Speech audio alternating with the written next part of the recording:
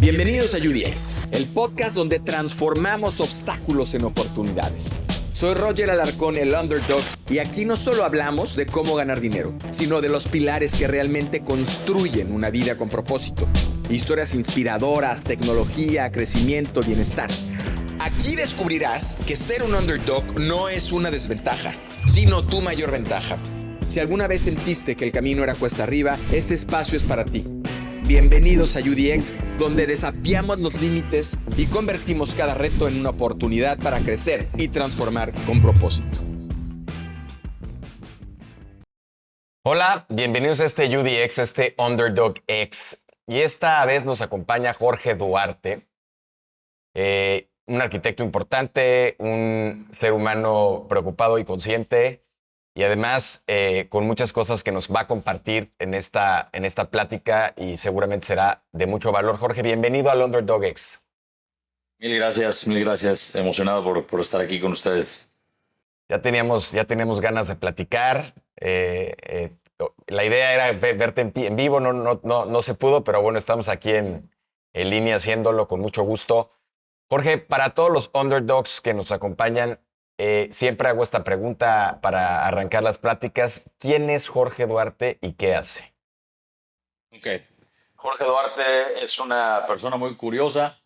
Le gusta mucho aprender y conocer del prójimo, de otras culturas. Es una persona apasionada por la música, una persona que también apasionada por viajar. Me fascina viajar. Ahí tengo mi mapa donde voy poniendo mis pines y todo este rollo. Muy vinculado a este tema de seguir aprendiendo de la humanidad. Soy arquitecto de profesión, aunque mi rol no va 100% vinculado al diseño, el de mis socios sí. Yo me ocupo más en el escalamiento de la empresa, el posicionamiento de la marca, en la adquisición de nuevos clientes, nuevos aliados y pues por ahí. Ese es Jorge. Jorge, a ver, me gustaría arrancar con algo que te marcó de manera importante en tu vida, y es que tuviste una niñez, juventud, digamos, eh, muy generosa, y de pronto pierdes todo. De pronto te quedas en una situación complicada, tuviste que trabajar incesablemente para, si no me equivoco, pagar una hipoteca que acompañaba a tu familia, a tu mamá particularmente. Cuéntanos, ¿qué pasa y qué sientes en ese momento de tu vida en donde aparentemente todo estaba resuelto y de pronto no es realmente eso? Sí, fue una parte de mi vida que capaz no cambiaría. No quisiera victimizarme de ninguna forma. Fue una experiencia muy eye-opening en la cual, en efecto, tuve que agarrar un rol que probablemente no me correspondía a esa edad y tuve oportunidad en conjunto con mis hermanas y mi mamá, bueno, mi hermano menor, que en ese momento era muy chico, de sacar adelante pues la casa, ¿no?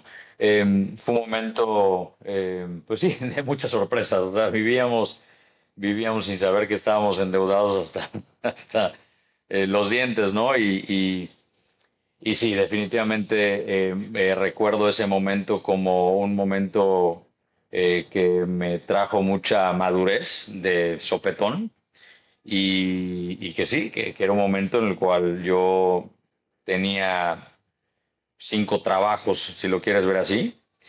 Yo construía obra pública, diseñaba, me asocié con unos amigos de Colombia para exportar chiles habaneros a ese país. Me asocié con un amigo de Monterrey para importar eh, piezas cerámicas de gran formato para fachadas de edificios, etc. Y pues todo el día me la pasaba chambeando y justo cuando creía que ya había acabado mi jornada laboral, si lo quieres ver así, yo tenía un quinto trabajo que era vender cremas para la cara. Me metí en un negocio multinivel de una empresa americana y visitaba a spas y a dermatólogos y a amigas, etc., con ánimos de vender cremas, ¿no? Pues sí, era un momento en el cual yo regreso o más bien sigo teniendo gastada, porque pues yo, toda la lana que yo hacía en ese momento, yo se la daba a mi mamá y le decía, mamá, pues haz lo que tengas que hacer y lo que te sobre, pues no te olvides de mí, ¿no? Y justo lo hablaba con mi mamá hace un par de días, y ella, y ella me decía, no, es que lamento mucho lo que les hice pasar. Le dije, a ver, no, no, tú no hiciste nada, ¿de qué hablas? Al contrario, gracias por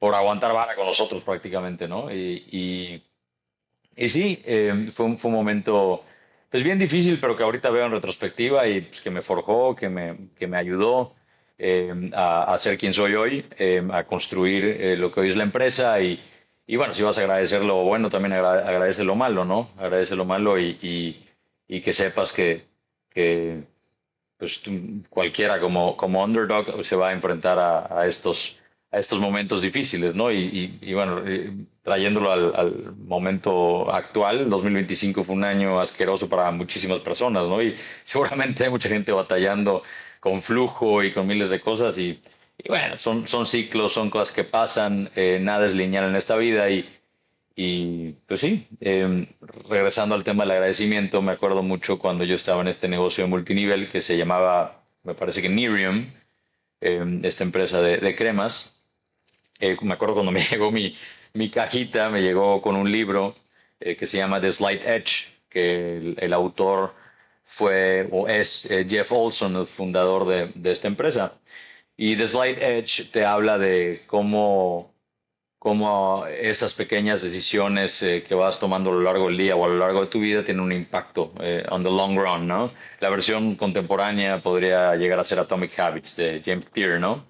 Y me acuerdo que ese libro fue el primer libro que leí puta, desde segundo de prepa que leí Robinson Crusoe. Entonces, para mí, cuando me llega el libro fue un reto personal de que, no, pues voy a leer a ver qué tal, ¿no? Tuve la Tienes... oportunidad de... ¿Perdón? No, adelante, adelante. Si tengo el libro, No, no, sí, lo no, tengo. que decía yo que te iba a decir que tienes una afición importante por los libros, ahorita platicamos de eso, ¿no? Han sido tus maestros en los muchos años que tienes. Ahora me gustaría también platicar de tus libros y de qué has aprendido, pero me gustaría regresar también un poco en este contexto de lucha y de sacar la cara y de ver por tu familia en ese momento, que quizá tú no entendiste tampoco mucho después, o sea, lo aprendiste joven, pero también con mucho dolor, que fue el asimilar que de alguna manera tu educación en términos del dinero no había sido del todo honesta, que de alguna manera te habían vendido una idea en la que el dinero no era bueno, que el dinero venía de fuentes no éticas. Y cuéntanos esta realización, cuándo sucede y cómo eso de alguna manera impactó en tu vida financieramente y quizá ya después, con más conciencia, pudiste lograr entender y lograr sanar ese malentendido sobre el tema del dinero. Ya. Sí, o sea, creo que mi relación con el dinero nunca fue buena hasta mi adultez. Sí, sí, yo crecí creyendo que justo que el dinero estaba vinculado a gente que hacía cosas malas y que la única manera de ser rico era haciendo cosas malas. Y de alguna manera, si quieres verlo así, fui chantajeado creyendo que mucha gente con la que yo convivía que traía lana, pues la traía por, por eso, porque se la pasaba haciendo fechorías. Y fue hasta muchos años después que tuve oportunidad de convivir con papás de amigos, hasta como prepa, más o menos, en diferentes viajes a los cuales fui pues afortunadamente incluido, y empezaba a escuchar los pedos que traían, y que el pedo de flujo, que el pedo de las ventas, que el pedo de esto, y yo decía, a ver, estos cabrones no hacen lo que yo creí que hacían. O sea, no es una pantalla este tema, ¿no? Em, y, y sí creo que es algo súper importante, ¿no? Ahorita que estoy en EO y he tenido la oportunidad de platicar con algunas personas, me doy cuenta que no soy el único. O sea, creo que la generación pasada sí traía mucho, eh, sí, una relación mala con el dinero y para bien o para mal a nuestra generación nos tocó nos tocó absorber esa relación, pero creo que es nuestra responsabilidad hoy por hoy pues cortar con esa mala comunicación y entender que si bien hay gente con muchísimo dinero que es mala, o bueno, tendremos que meternos a definir qué es ser bueno, qué es ser malo, ¿no? Pero bueno, hay mucha gente que tiene mucho dinero que hace cosas probablemente no completamente ilícitas para llegar hasta ahí. Pues hay gente también que no tiene dinero, que tiene comportamientos completamente ajenos a lo que tú pensarías de una persona honesta. Y por lo contrario, hay gente putremillonaria que es un pan, o sea, que es pues una persona honesta que comparte no solo el mismo dinero, sino conocimiento, etc. Y sí, yo fui tratando de encontrar en mi camino a esas personas. Me apoyé mucho de papás, de muchos amigos y fui construyendo una imagen de lo que yo sentí que debía haber escuchado mientras iba creciendo, ¿no? Me apoyé, reitero, de muchos amigos y de muchos papás de amigos. Ahorita te platiqué que cuando tenía 5 trabajos, yo me asocié con un amigo de Monterrey, con quien no, él la fundó y él me invita a ser socio regional de esta empresa de recubrimientos para fachadas de edificios. Y él y su papá tuvieron un impacto positivo en mi vida. Ya sabes, regios, son regiomontanos los dos, ¿no? Regios súper... ¿cuál será la palabra? Orientadas al trabajo y ¿no? Correcto, a ¿no? la generación de valor. Justo, y me acuerdo muchísimo de muchas frases que capaz no es el lugar para compartir, pero muchísimas frases como muy íntimas que me compartieron y casi me daban 2 bofetadas virtuales, por así decirlo, no virtuales, pero...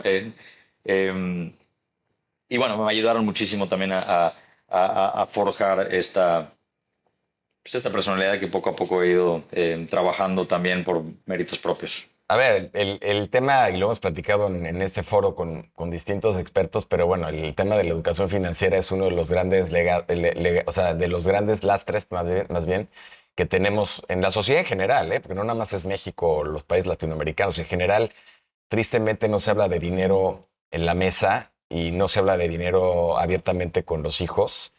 Y, y no existe todavía de manera formal una materia que se llama educación financiera que sería liberadora y muy importante para la sociedad, ¿no? Y ahora que hablabas del tema justamente de cómo te educaron en términos del dinero, pues yo siempre digo que el dinero es como un amplificador. Siempre amplifica las cosas buenas y las malas. Entonces si tú eres alguien que tiene mucho dinero, pero pues haces fechorías o haces cosas que no estén impactando a la sociedad de manera correcta, se va a amplificar, ¿no? Lo mismo si lo haces de manera positiva y sobre todo si hablamos del propósito, pues cuando tienes un buen propósito, el dinero amplifica ese propósito, lo hace maravilloso. Entonces, yo creo que ese es un gran pendiente que tenemos como sociedad. Y ahora que decías lo de los papás también, pues tú y yo, sabes, nos identificamos mucho en esa parte. Yo como Sor Juana Inés de la Cruz, tuve a bien y como tú, el buscar en los libros, en mi caso no tanto, tú tuviste más suerte que yo en tenerlos en la vida real, pero yo en los libros, de tener estas personas con las que yo me quería identificar y que fueron forjando de alguna manera mi persona y mi personalidad y muchas cosas, porque pues yo tampoco tuve digamos, padre que me guiara o que me dijera por dónde ir, ¿no? Entonces eso, sin duda, siempre, siempre cuesta y pega en algún momento de la vida. Y, y de alguna manera, creo que en tu caso, para bien o para mal, pues creciste peleando, luchando contra esa idea, lo fuiste liberando de a poco en tus diferentes etapas de vida.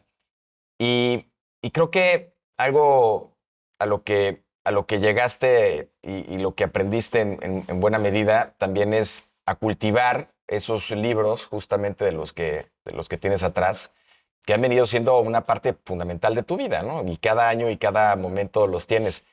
¿Qué fue y cómo ha sido este proceso y esta relación que tienes con los libros, que también creo que es una deuda en muchos sentidos latinoamericana sobre todo, que la gente no lee. ¿Y qué te aportó y cómo te hizo crecer como persona? Antes de contestarte, sí, o sea, sí mencionar que si bien soy una persona completamente abierta, o sea, es primera vez que hablo en cámara estas situaciones y mi relación con el dinero y cómo he ido trabajando con ella, porque de ninguna manera, o sea, me cuesta mucho trabajo compartirla, al menos en este formato, porque lo último que quiero es parecer una víctima, o sea, soy lo más lejano a una víctima posible. Eh, Sinceramente, yo creo que son solo circunstancias y bueno, me tocó vivirlas y pues, hay que salir adelante. Regresando al tema de Nerium y de este primer libro que leí después de muchísimos años de no haber leído, The Slight Edge, traía ahí un, un reto que era cambiar diferentes partes de tu vida, ¿no? A nivel salud, física, a nivel relación contigo mismo, relación interpersonal, etc., ¿no? Y ese fue el primer libro que detonó una cadena de libros posteriores que tuve la oportunidad de leer. ¿Qué han significado esos libros para mí? Una guía cañona. O sea, mi metodología en ese momento para con la lectura era, a ver, si yo voy a una reunión y siento que de alguna manera pude haber vendido mejor y perdí la venta, pues me leo un libro de ventas, ¿no? Y bueno, y siento que no pude expresar correctamente qué es lo que hago o por qué lo hago, bueno, me leo un libro de propósito. No sé cómo construir a mi equipo, no sé cómo interactuar con ellos, etc. Bueno, me leo uno de cultura. Y así fue, así fui armando pues este journey de ir saltando de un libro a otro casi por necesidad y por la misma curiosidad que yo mencionaba al inicio. Me gusta mucho aprender. Y se convirtió en mi universidad, si lo quieres ver así. Reitero, yo estudié arquitectura, pero pues yo no diseño hace 6 7 años. O sea, yo estoy más enfocado en traer chamba a la empresa, de ver cómo crecerla, cómo poder conectar con los clientes, cómo poder entenderlos mejor. Y sí, los libros han sido parte fundamental de eso. Me acuerdo muy bien que de The Slight Edge pasé a todos los libros de Mike Michalowicz. No sé si lo ubicas, Ujú, ujú. pero Mike Michalowicz tiene un montón de libros muy fáciles de leer, muy digeribles. Y me eché un par de él. Pasé a Simon Sinek para entender Ujú. qué significa el por qué significa el propósito, por qué hacemos lo que hacemos, por qué nos despertamos todas las mañanas. Y también me iluminó mucho porque empecé a desvincular regresando al tema del dinero, empecé a desvincular el porqué de las empresas para con el dinero. Incluso Simon Sinek lo explica de una manera mucho mejor, seguramente que yo lo lograré a continuación, pero él dice que el dinero es como la gasolina para los coches. Tú no compras un coche para ponerle gasolina, tú compras un coche para ir de un lado a otro. Entonces tú no creas una empresa para hacer dinero, tú creas una empresa para cumplir un propósito, para un fin, ¿no? Entonces, pues nada, fui abriendo cada vez más los ojos y fui tratando de entender muchas cosas que probablemente creí que entendía, pero pues, estaban completamente alejadas de lo que creo hoy en día. Oye, y a ver, y quiero regresar y reiterar, creo que lejos de la victimización, ¿eh? O sea, de alguna manera la conciencia viene a partir del entendimiento de lo que nos pasa y de tener digamos, apertura radical de poder enfrentar nuestros miedos y nuestros bajos y nuestros altos. Y más bien, y como lo decimos aquí y lo hemos dicho con mucha gente que nos ha acompañado, pues las cosas no te pasan, ¿no? Las cosas pasan. Y cuando las cosas pasan, pues simplemente las tomas como creo que tú las tomaste y las resuelves de alguna manera a través de los libros, a través en este caso, de muchos mentores que tuviste y que te enseñaron, pues, el otro lado de la moneda. Porque, a ver, tampoco se trata, y lo decías muy bien con tu mamá, y creo que es muy valioso lo que dijo ella, porque también no se trata de voltear para atrás y con nuestros padres y decir, es que ¿por qué? ¿Por qué me dijiste que el dinero era malo, no? ¿O por qué no me diste la educación que yo hubiera que? Pues no, pues los papás hacemos el mejor esfuerzo que podemos y al final, pues ya está en cada uno de nosotros el resolverlo y el decir, oye, no, pues la verdad es que me di cuenta que no era así, ¿no? Y esa es nuestra obligación, creo. Entonces, no, al contrario, te agradezco mucho la apertura porque yo creo que esto va a servir para muchos otros que quizá pues ni siquiera están conscientes de esas ideas o de esas enseñanzas limitantes que nos dieron nuestros padres por amor o por la razón que sea, y seguramente ayudarán a muchos. Y eso me lleva ahora un poco profundizando, porque ya nos metimos al tema. Después de todos estos años, después de todo tu éxito en términos empresariales y también creo que tu realización personal, ¿cómo y qué es para ti el dinero? ¿Cómo qué, perdón? ¿Cómo y qué es para ti el dinero? ¿Cómo y qué para mí es el dinero? Es una herramienta. Es una herramienta, hace poco fui a una plática que preguntaban si el dinero da felicidad, ¿no? Yo creo que llega un punto en la cual no, pero inicialmente si logras cubrir al menos ese cimiento, ese basamento sobre el cual tú puedes construir lo que sea que quieras construir, definitivamente sí, ¿no? Definitivamente sí, sí puede traer mucha tranquilidad, mucha paz, sobre la cual ya puedes construir felicidad. Pero pues hoy por hoy lo veo como una herramienta. O sea, a lo largo de los años lo que yo logré hacer es perderle el respeto al dinero. O sea, a mí me costaba mucho el soltar el dinero, el pagar ciertas cosas. Y luego me di cuenta que no, pues que el dinero es simplemente una herramienta, es un papelito, es energía que va viniendo y regresando, etc., ¿no? Y sí, o sea, me acuerdo mucho en esos años que, bueno, posteriormente a esos años, ¿no? Ponle que ya 2013 por ahí. Puta, yo seguía viendo las pinches cuentas de los restaurantes y si luego veía que un cuate pedía una botella, no sé qué madre, puta, se va a dividir entre todos, me va a tocar, o sea, les sufría ese tema, ¿no? Pero la verdad es que hoy por hoy no, hoy por hoy tengo el privilegio, la fortuna, porque sí, somos extremadamente privilegiados de pedir en un restaurante en un menú y que el precio sea irrelevante si quiero esa carne o si quiero esa pasta o si quiero etc., ¿no? Entonces, sí, o sea, quité del pedestal el dinero. Y eso creo que está muy interesante, porque lo hablaba justo hace poco con un amigo, ¿no? Que de repente la sociedad, no sé si la mexicana, latinoamericana o mundial, yo creo que más mexicana, de repente la vara con la que medimos el éxito de otras personas es cuánta lana tiene. Y ching, está horrible ese pedo, o sea, te rompe la oportunidad de conocer a una persona que probablemente está en un proceso de, en efecto, ser quien tú estás calificando como una persona exitosa. Y te preguntas, ¿qué chingados es el éxito, no? O sea, ¿qué chingados es el éxito? O sea, pues para mí, pues sí, la parte económica, pues sí, tendrá algo de peso en esa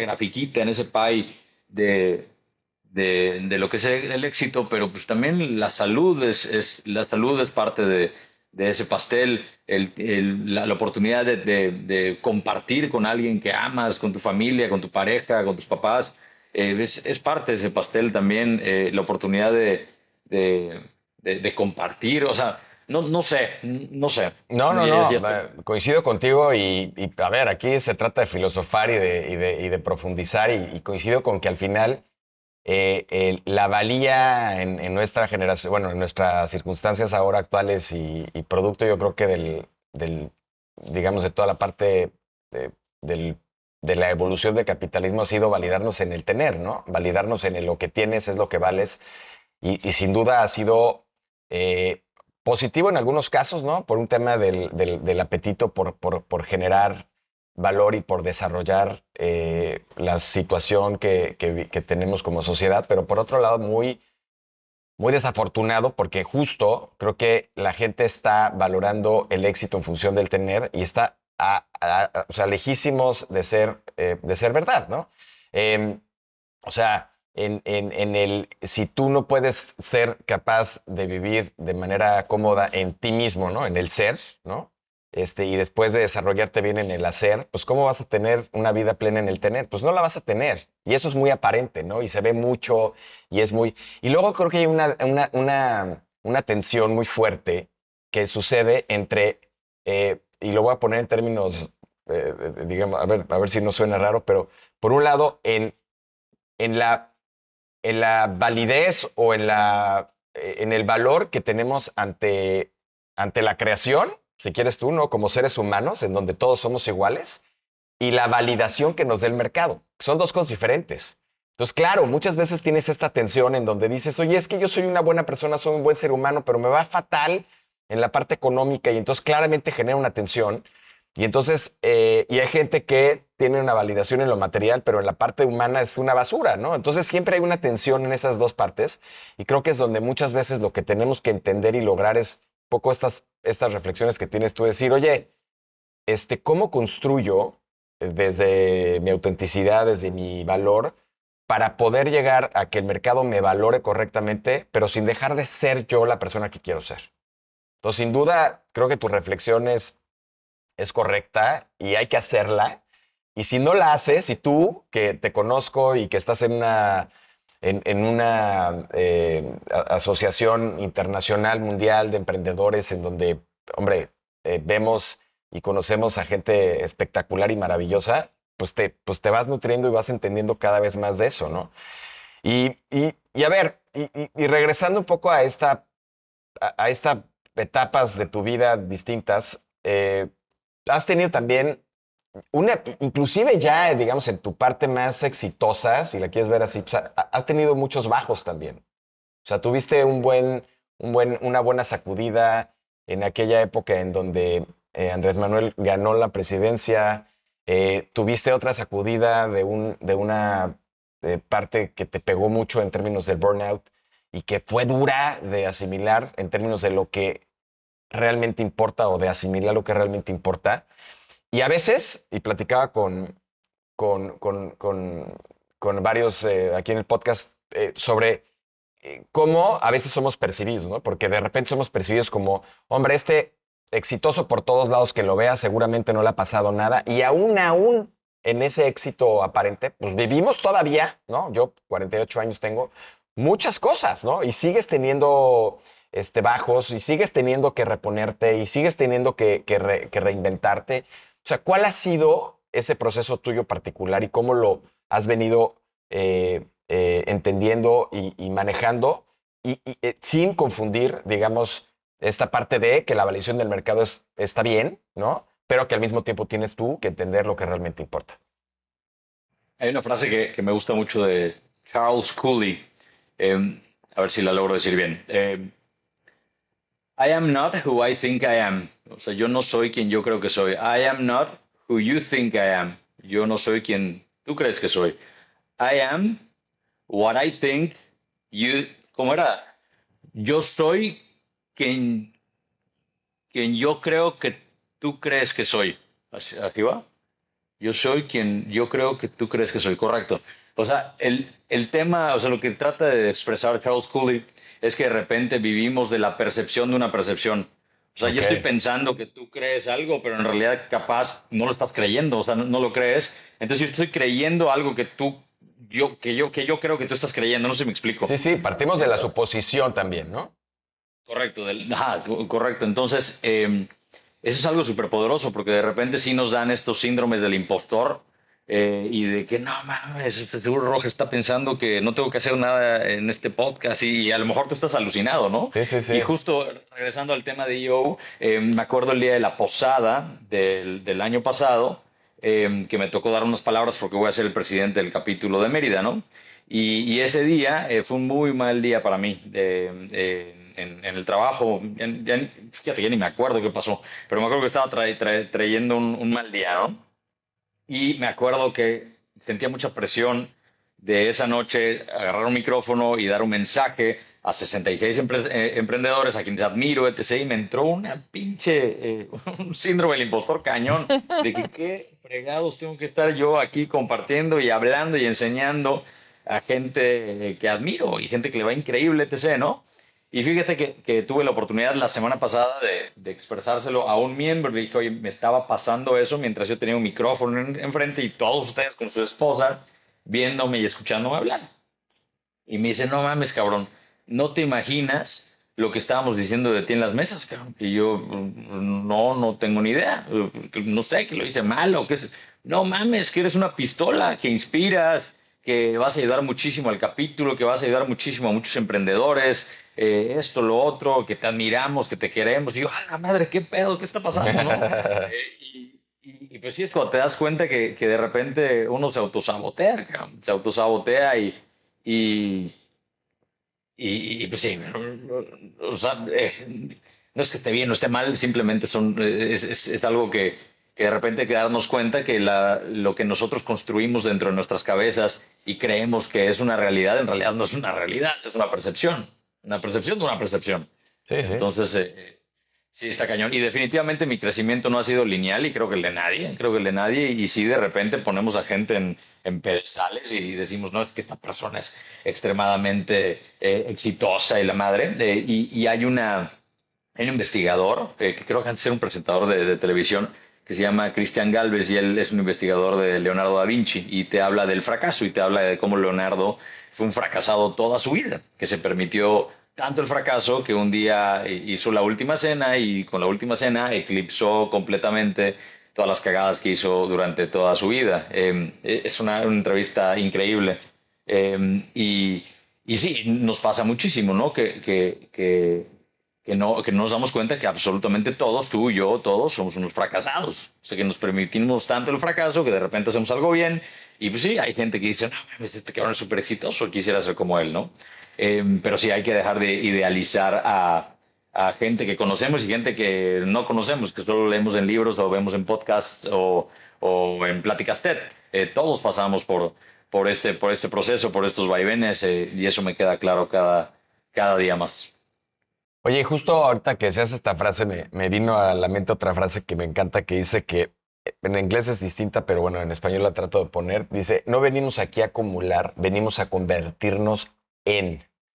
Y me encanta, porque es, a ver, y la parte de la frase en inglés al final es, we're here to become, ¿no? Y entonces me encanta porque es, oye, pues todo lo que hagamos aquí está padrísimo. Somos, como decía Carlos Slim, administradores temporales de la riqueza. Y está padrísimo porque al final del día vivimos en un entorno capitalista y si podemos apoyar y podemos dar trabajos y podemos generar valor, está increíble, ¿no?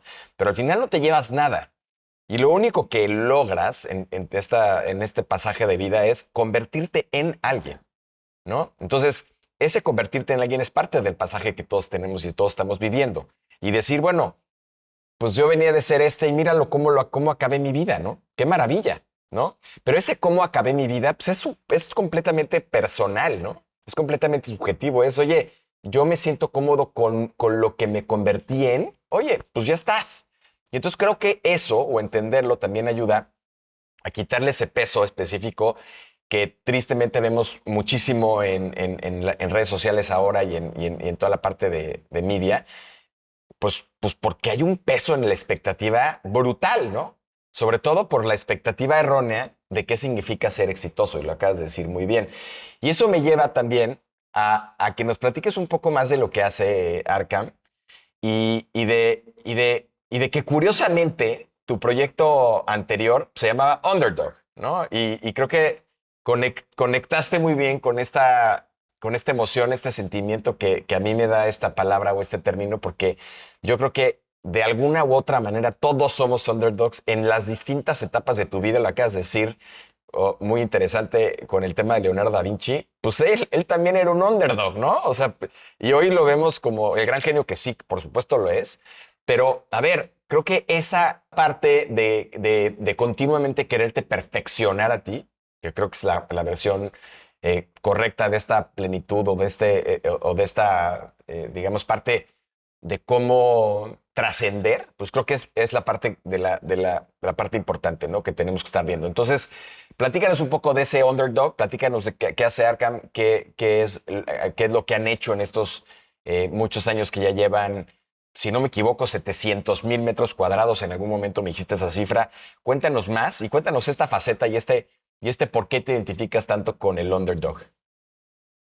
Cabe recalcar, Underdog no fue un nombre que pensamos antes de llamarnos Arkham, fue el nombre interno que nosotros utilizamos para referirnos a la célula de diseño interiores dentro de Arkham, porque desde nuestro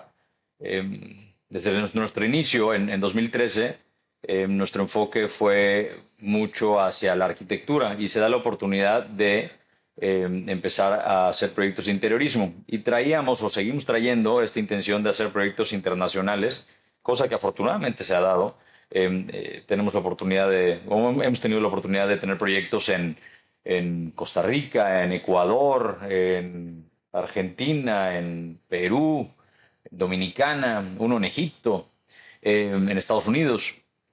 Y, y Underdog nace porque por años estuvimos tratando de internacionalizarnos con arquitectura, y de repente pues esta celulita de diseño interior fue la que nos dio la oportunidad de hacer 12 restaurantes en República Dominicana, y ¿qué más hemos hecho? En Nueva York, en Miami, en Arizona, algunos restaurantes, etcétera, ¿no?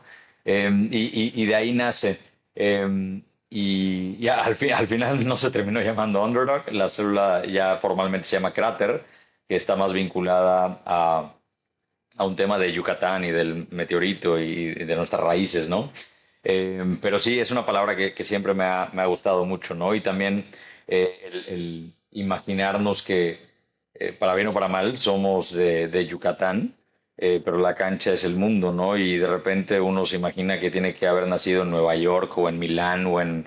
No son de fregados para poder sobresalir. Sin embargo, hemos contado con la oportunidad de contar con la confianza, valga la redundancia, de mucha gente que nos ha permitido plasmar ideas y ayudarlos a transformar sueños, ilusiones, emociones en espacios construidos, habitables y que a veces hasta son negocio, ¿no?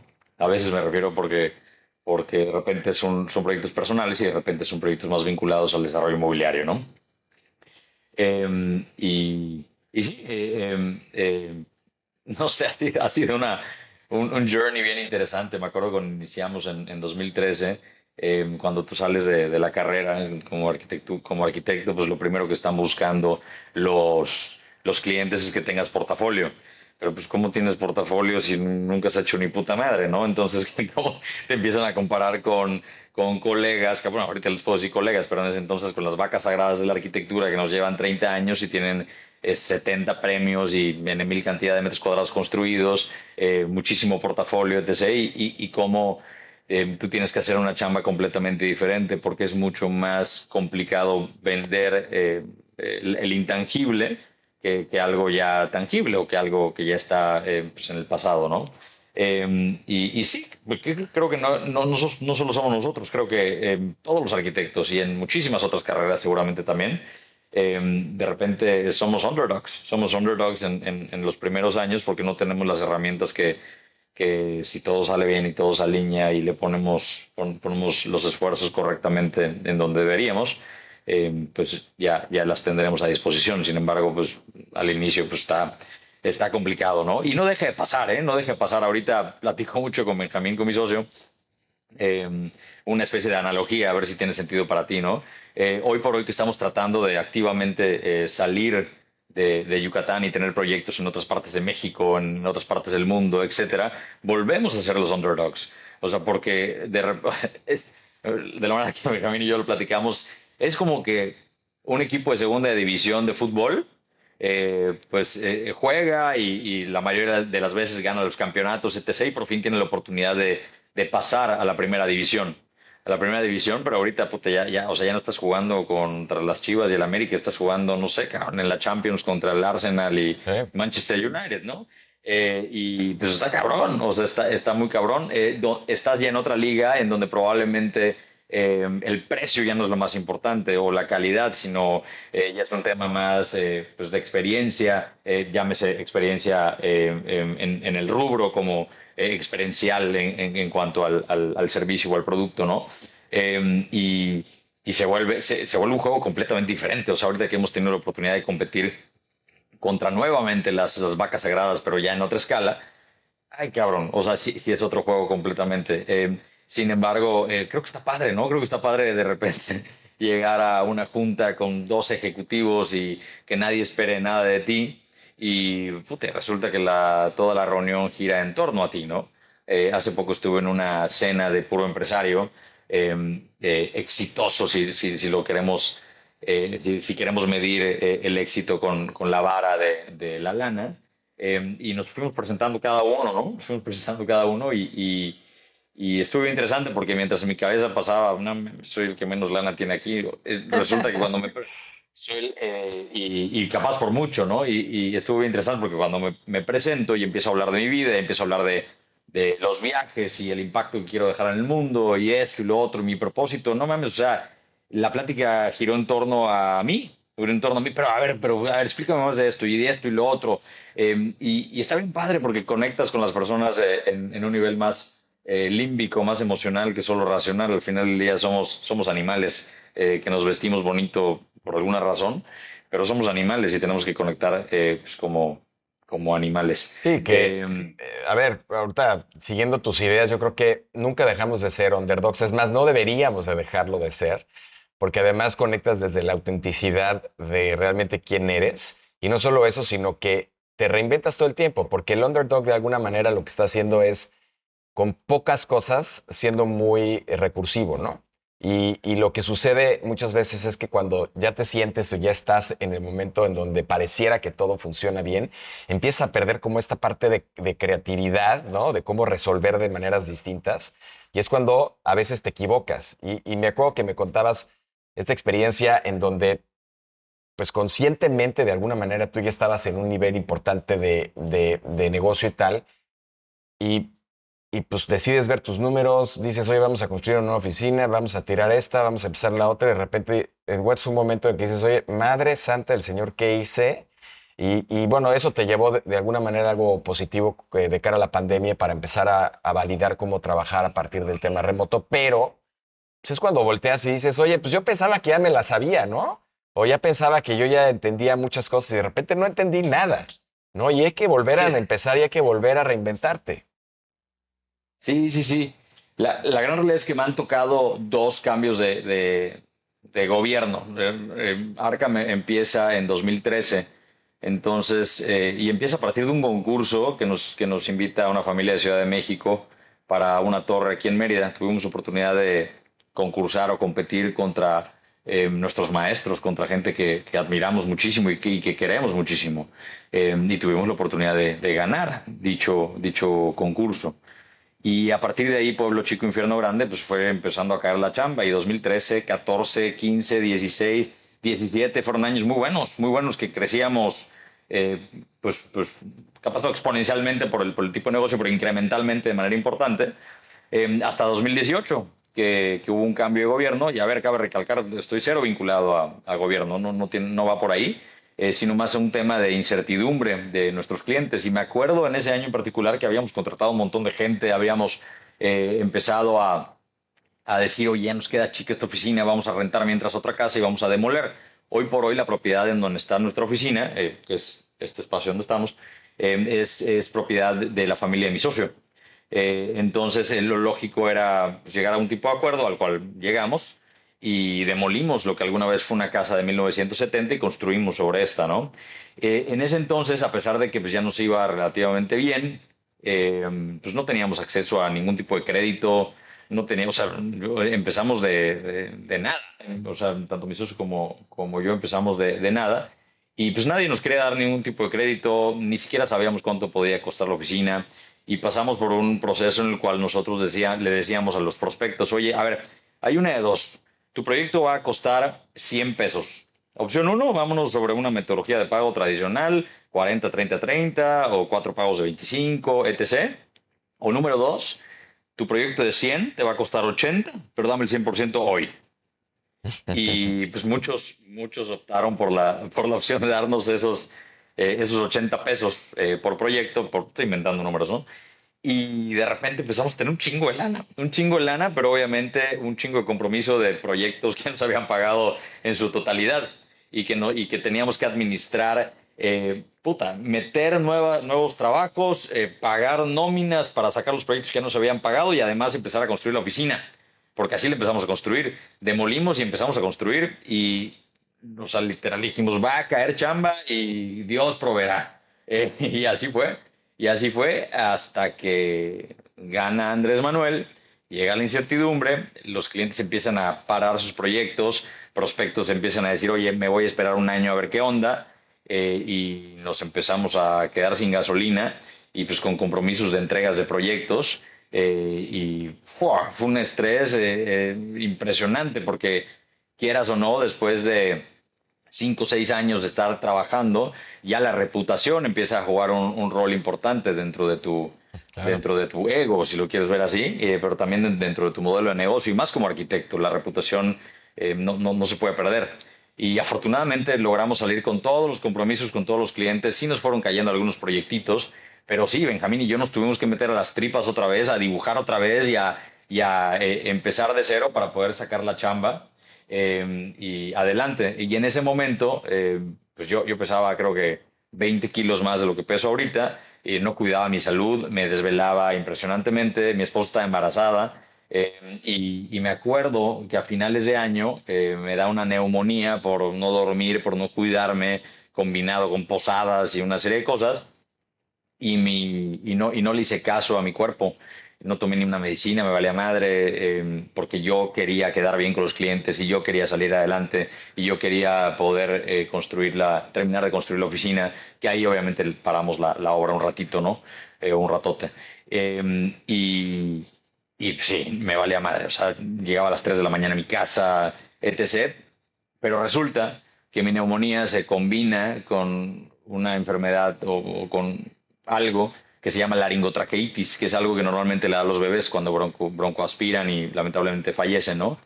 Y yo me empecé a ahogar, me empecé a ahogar, o sea, yo podía estar acá, me ponía a toser por la neumonía y mi garganta por el estrés se me cerraba la tráquea y me empezaba a ahogar, o sea, no me entraba ni salía aire, impresionante, o sea, no se lo deseo a nadie, se siente horrible. Y mi cuerpo, en ese momento, pues que ya pasaron algunos años, 8 años ya, pues, por la edad o por qué sé yo, o sea, se desbloqueaba yo vomitándome encima. Entonces literal me vomitaba y como que me pasaba a desmayar por la descompensación, hasta que ya mi esposa llorando me dijo, chingada, te vas al hospital y me vale madre tus flujos y tus clientes y tu oficina, me vale madre al hospital. Y pues sí, fui al hospital y el doctor me dijo, cabrón, te estoy internando ahorita mismo, te vas a morir, te vas a morir. Y yo, ¿cómo va a morir? Te vas a morir. Y me dice, olvídate que no te mueras en un episodio, te pasa manejando, chocas y te matas. O sea, deja de manejar, deja de esto, te veo mañana a las 7 de la mañana aquí. Oye, pero mañana es 1 de enero, me vale madre, aquí te veo.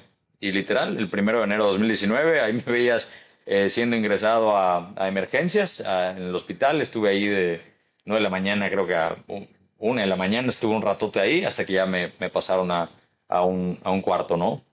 Y sí, estuve 9 días entumido, o sea, con, ya no me acuerdo cuántos tafiles y cuántas cosas me habrán metido, además de obviamente medicina, tanto para la neumonía como para la laringotraqueitis, porque además me generó quién sabe qué, que hacía que mis jugos gástricos subieran por todo mi esófago y mi esófago estaba completamente quemado, o sea, todo mal, todo mal. Y sí, a partir de ahí fue, pues ahora sí que reconstruir, pues lo que yo creía que era importante, ¿no? Y mi hija estaba a 2 meses de llegar, 3 meses de llegar.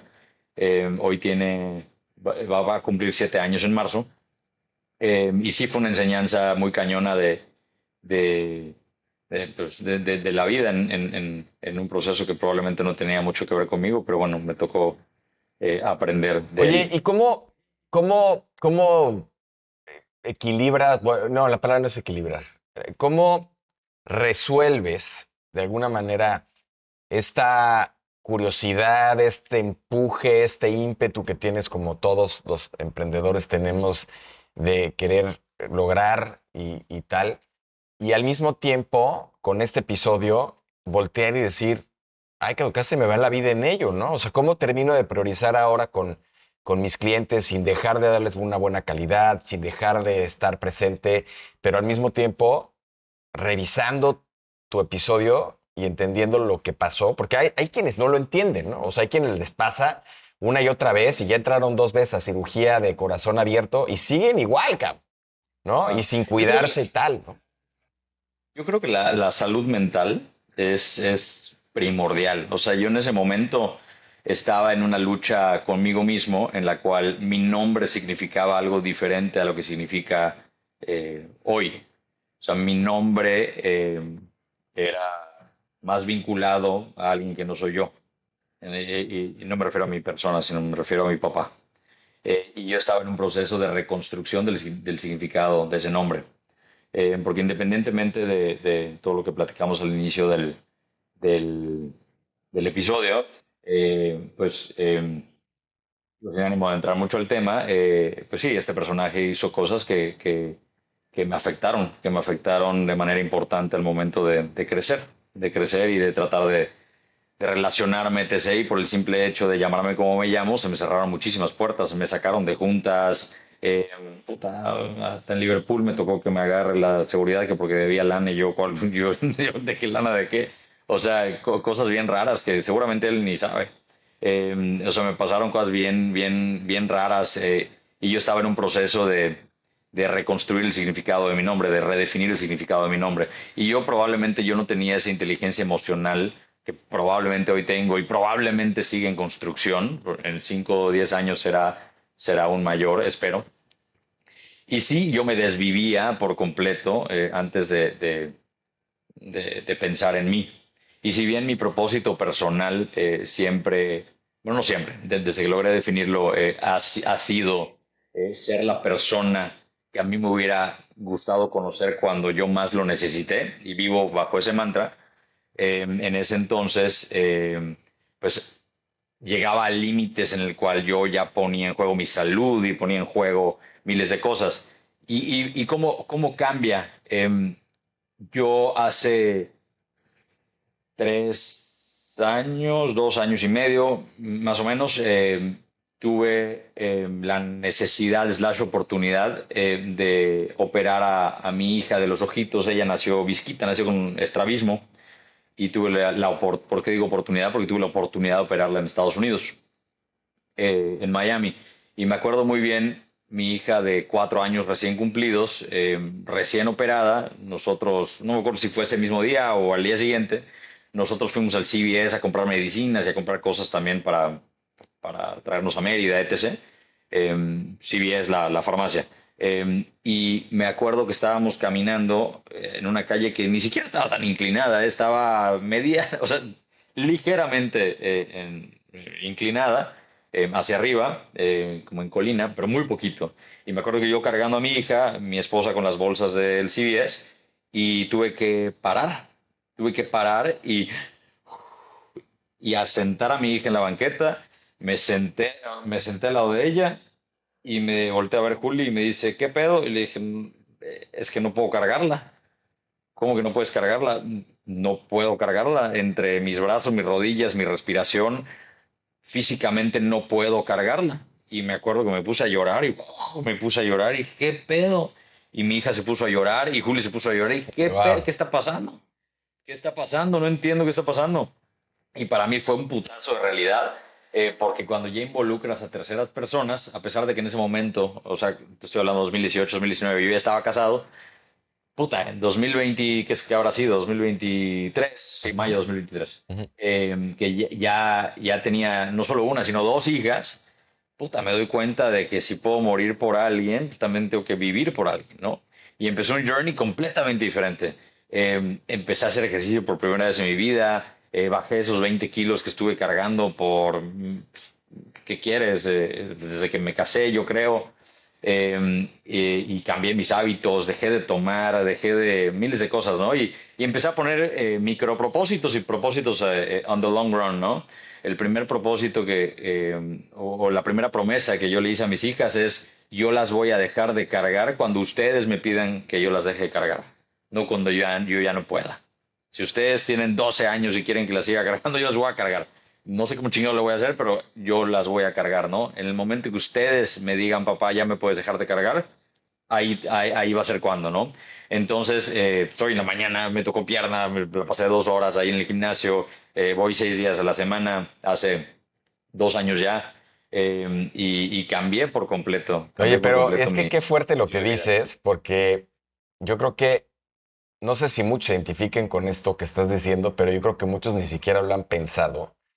Pero es que, hombre, si no puedes cargar con tus hijos, ¿no? En términos reales, ¿no? De supervivencia, puta, pues lo demás vale madre, ¿no? O sea, a mí me pasa un poco lo que te pasa en el sentido de mi hija mayor tiene 10 y pesa peso específico, ¿no? Y sobre todo cuando está en peso muerto dormidita, puta, pues pesa mucho, ¿no? Y es cuando volteas y dices, o sea, a ver, o estoy fuerte o me mantengo fuerte o esto no está bien, ¿no? Porque realmente, hombre, viéndolo desde un punto de vista más primitivo, pues es lo mínimo indispensable que tendríamos que hacer. Saber, es como cuando, asumiendo que estás en el bosque y empieza a incendiarse, pues agarra a tus hijos, cárgalos y chingale, cabrón, ¿no? Y bueno, o sea, creo que esa analogía que haces es muy buena sobre regresar a qué es lo importante y trascender en ese sentido.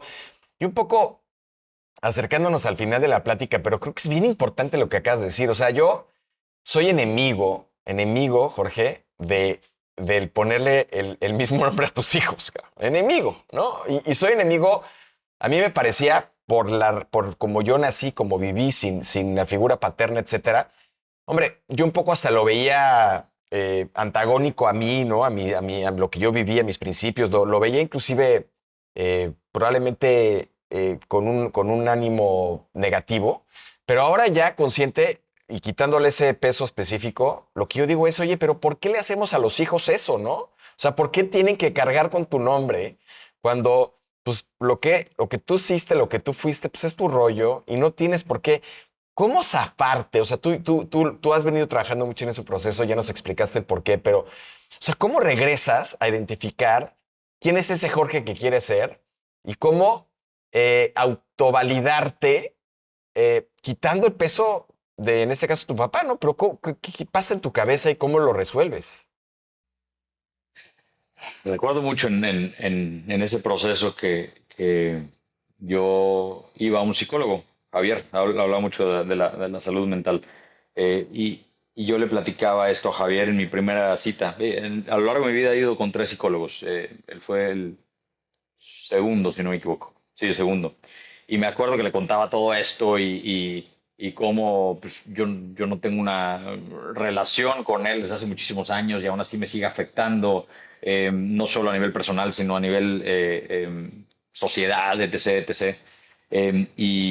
Y cómo traté de crear, por definirlo de alguna manera, al Jorge bueno, ¿no? Al Jorge que hace el bien, etc. Y cómo ya me estaba empezando a pesar y cómo me estaba afectando, etcétera. Y me dijo algo que hasta hoy agradezco y guardo. Y me dijo, cabrón, es que tú no, tú no tienes por qué ser Jorge bueno, cabrón. Tú tienes que ser Jorge. O sea, y pues es el nombre que alguien te puso y te puede haber puesto cualquier otra pendejada. O sea, no te claves en eso. Y en todo caso, si te quieres clavar en eso, no trates de ser el Jorge bueno, trata de ser el Jorge justo. Que si alguien puede decir que eres bueno o malo, es subjetivo, es subjetivo. Tú tratas siempre de hacer el bien y trata de siempre ser justo.